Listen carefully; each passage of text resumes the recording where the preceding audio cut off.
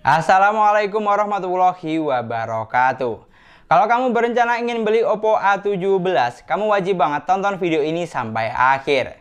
Karena di video kali ini kita akan membahas apa saja kelebihan serta kekurangan yang dimiliki Oppo A17. Dimana poin seperti ini wajib banget kamu ketahui supaya tidak salah pilih atau menyesal di akhir. Dan untuk kelebihan yang pertama adalah memiliki desain yang mewah. Seperti yang kamu lihat, HP ini sudah memiliki tampilan yang mewah dan kekinian, tidak terkesan jadul sama sekali. Mulai dari cover belakang yang memiliki finishing seperti kulit, bentuk body flat hingga setup kameranya. Untuk dimensi bodi juga tergolong tipis, hanya 8,3 mm, sehingga terasa solid dan kokoh saat digenggam. Dan tidak cukup sampai di situ, untuk proteksinya, HP ini juga sudah disertifikasi oleh IPX rating untuk cipratan air dan debu. Pokoknya kalau untuk urusan desain atau tampilan, saya rasa Oppo tidak pernah gagal. Karena desain yang ditawarkan selalu fresh dan terbaru, walaupun kelas entry level sekalipun. Lalu untuk kelebihan yang kedua adalah UI yang nyaman. Faktor operating system juga merupakan poin penting dari sebuah smartphone, karena berpengaruh dengan pengalaman selama penggunaan. Dan untuk Oppo A17 sendiri sudah berjalan di Android 12, basis ColorOS 12.1. Dari sekian banyak konsumen yang menggunakan HP Oppo, tidak sedikit yang merasa puas dengan operating sistemnya. Karena memiliki tampilan yang kekinian dan mudah untuk dipahami, sehingga mampu memberikan user experience yang nyaman serta bikin betah. Dan tidak cukup sampai di situ, untuk fitur yang disediakan di sini juga sudah lengkap. Fitur penting seperti ketuk 2 kali untuk on off, belah layar jadi 2, screenshot 3 jari, screen mirroring, dan rekam layar sudah tentu ada. Pokoknya kalau untuk urusan operating system atau OS-nya, kamu tidak usah khawatir, karena OS di HP ini sudah cukup user friendly.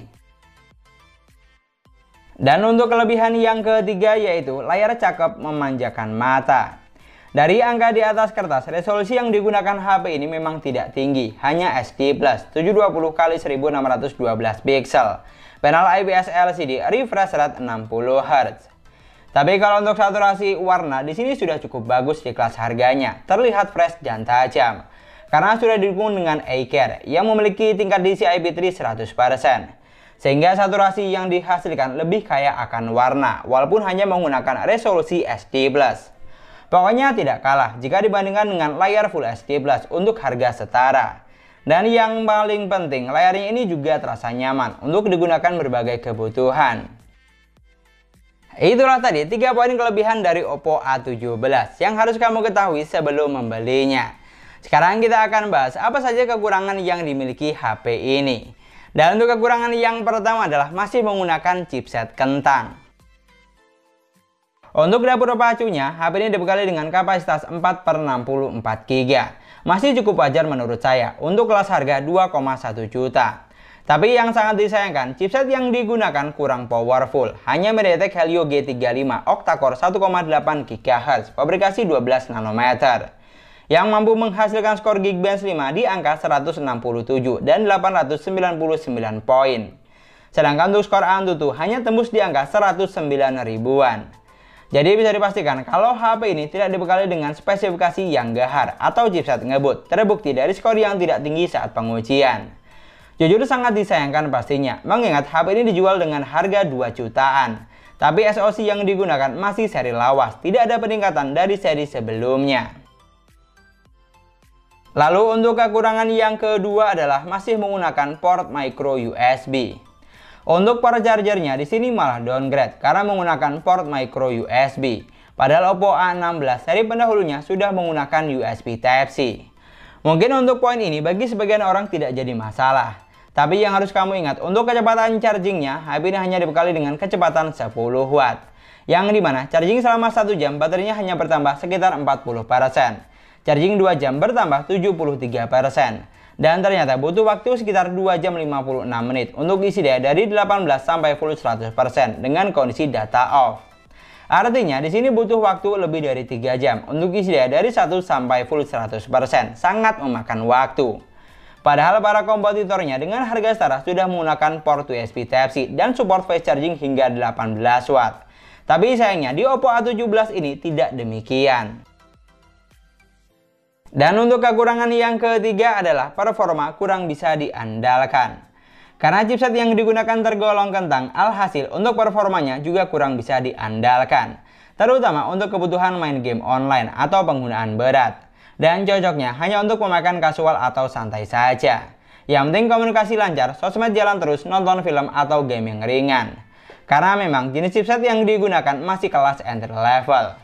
Sedikit gambaran, digunakan buat main Mobile Legends bisa menghasilkan setting grafik hingga high dan frame rate juga hingga high. Di sini untuk gameplaynya jujur sangat standar saja. Bahkan bisa dibilang kita tidak bisa berharap terlalu lebih. Karena frame drop atau delay lumayan sering saya temui saat loading di awal atau lagi tempur rame-rame. Sedangkan kalau digunakan buat main PUBG Mobile juga demikian. Untuk gameplaynya jujur HP ini kurang cocok main game seperti ini. Karena frame drop atau delay lebih sering saya temui saat gameplay. Tapi saya yakin banyak di antara kalian yang juga sudah tahu kalau chipset yang digunakan memang bukan spesialis untuk gaming. Terbukti dari skor yang tidak tinggi saat pengujian.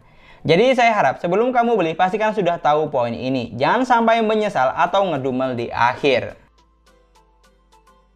Dan itulah tadi 6 poin yang harus kamu ketahui sebelum beli Oppo A17. Kalau ditanya apakah HP ini bagus, jawabannya sudah bagus. Tapi tanda kutip, cocoknya hanya untuk penggunaan kasual atau santai, tidak untuk neko-neko, apalagi gaming berat.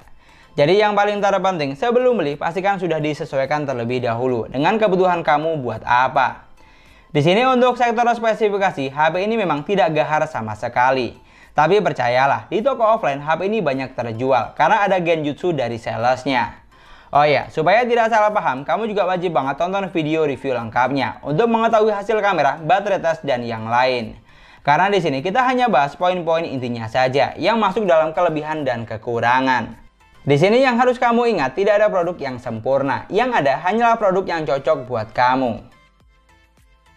Dan mungkin sekian dulu pembahasan kita kali ini. Terima kasih banyak buat yang sudah nonton videonya sampai akhir. Semoga videonya gampang dan mudah dipahami. Dan yang paling penting, semoga videonya bermanfaat.